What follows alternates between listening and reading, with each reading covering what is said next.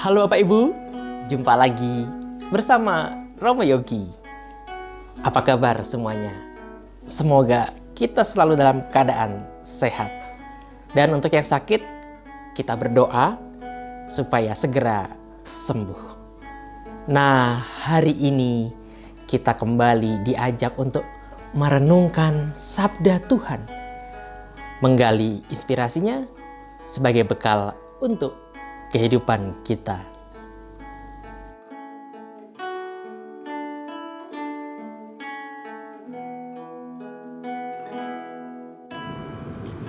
Saudara-saudariku yang dikasihi Tuhan, hari ini Rabu 11 Agustus 2021, peringatan wajib Santa Clara, seorang perawan. Kita akan mendengarkan Injil suci menurut Matius bab 18 ayat 15 sampai dengan 20. Sekali peristiwa Yesus bersabda kepada murid-muridnya, "Apabila saudaramu berbuat dosa, tegurlah dia di bawah 4 mata. Jika ia mendengarkan nasihatmu, engkau telah mendapatnya kembali. Jika ia tidak mendengarkan dikau, bawalah seorang atau 2 orang lain, supaya atas keterangan 2 atau 3 orang saksi, perkara itu tidak disangsikan. Jika ia tidak mau mendengarkan mereka, sampaikanlah soalnya kepada jemaat.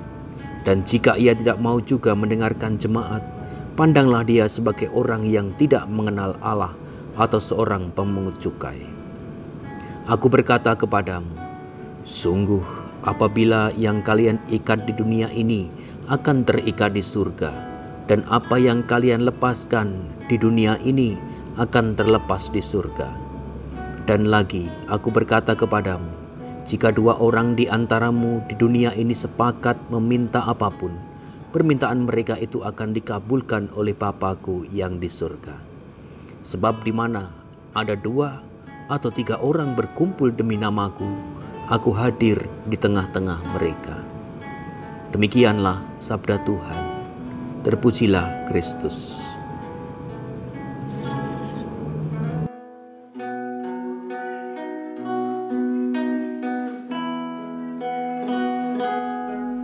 Jika ia tidak mendengarkan engkau, bawalah seorang atau 2 orang lain.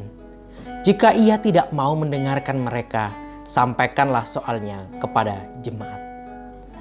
Bapak, Ibu, dan saudara-saudari terkasih, seringkali penggalan ayat ini dipakai untuk melegitimasi tindakan membeberkan kesalahan seseorang di depan umum. Dengan alasan, lah sudah diingatkan pribadi masih ngeyel kok. Zaman sekarang, kita bisa dengan mudahnya berkata, viralkan, agar kesalahan seseorang dihakimi beramai-ramai oleh netizen yang budiman. Contohnya, seseorang melanggar lalu lintas. Teguran kita nggak dihiraukan. Akhirnya kita rekam, lalu kita unggah ke media sosial. Videonya viral dan ia dihujat. Akhirnya dia sadar dan bertobat. Pertanyaannya, apakah kita juga akan mengunggah video pertobatannya? Apakah semua orang yang share kesalahannya juga pasti akan share pertobatannya? Mungkin tidak. Video kisah dosanya akan terus ada di dunia maya, dan ia akan dihakimi seumur hidupnya sebagai orang jahat. Bapak, Ibu, dan saudara-saudari terkasih, media sosial kita masih asing dengan konsep pertobatan dan pengampunan. Keburukan orang dikabarkan dengan gencar, tapi pertobatannya tidak digubris sama sekali. Maka jangan terbiasa memviralkan keburukan orang lain. Yesus saja tidak meminta kesalahan seseorang diumbar ke semua orang, tetapi hanya kepada jemaat. Mengapa? Karena Yesus tahu jemaatnya punya kematangan rohani untuk mengasihi dan mengampuni anggotanya yang bertobat. Di situ orang ditegur dan diarahkan pada kebaikan, bukan dihujat. Maka sampaikanlah kesalahan seseorang pada mereka yang mengenal pertobatan dan pengampunan, sehingga mereka bisa menegur dan membantunya jadi lebih baik, bukan liar di media sosial.